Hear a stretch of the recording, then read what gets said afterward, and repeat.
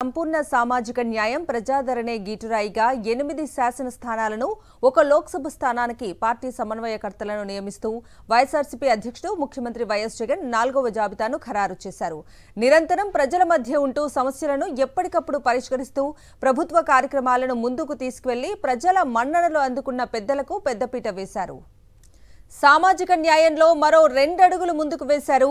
గురువారం రాత్రి తాడేపల్లి క్యాంపు కార్యాలయంలో మంత్రి బొత్స సత్యనారాయణ ఈ వివరాలను ప్రకటించారు. గత నెల 11 ఎమ్మెల్యే స్థానాలకు ఈ నెల 2న 24 ఎమ్మెల్యే 3 లోక్సభ స్థానాలకు సమన్వయకర్తలను నియమిస్తూ జాబితాను ప్రకటించిన విషయం తెలిసిందే.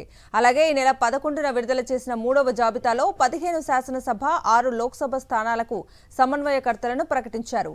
మొత్తం 4 జాబితాల్లో కలిపి 58 శాసనసభ 10 లోక్సభ స్థానాలకు ఇన్ఛార్జీలను ప్రకటించారు. 58 మంది సమన్వయకర్తలు ఎస్సీ 21 మంది, ఎస్టీలు 3, బీసీలు 17 మంది, మైనారిటీలు 4, అగ్రవర్ణాలకు చెందిన వారు 13 మంది ఉన్నారు.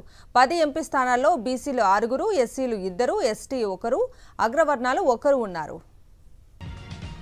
వైనాట్ 175 లక్ష్యంగా దూసుకెళ్తున్న వైఎస్ఆర్సీపీ మరో ముందడుగు వేసింది. సామాజిక సమీకరణాలే స్థానిక రాజకీయాల మేలు కలయికగా తాజాగా 4వ జాబితాను ప్రకటించింది. చిత్తూరు జిల్లా జీడినెల్లూరు నుంచి ఎమ్మెల్యేగా వరుసగా గెలుస్తూ ఉప ముఖ్యమంత్రి, ఎక్సైజ్ శాఖ మంత్రిగా ఉన్న సీనియర్ మంత్రిని కె నారాయణ స్వామిని చిత్తూరు లోక్సభ స్థానంలో సమన్వయకర్తగా నియమించింది.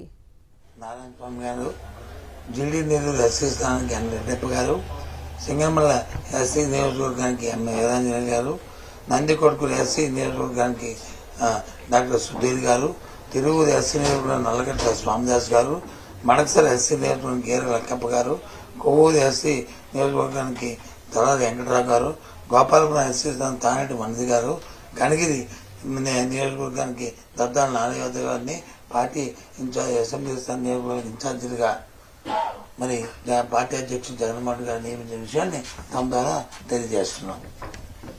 మొత్తం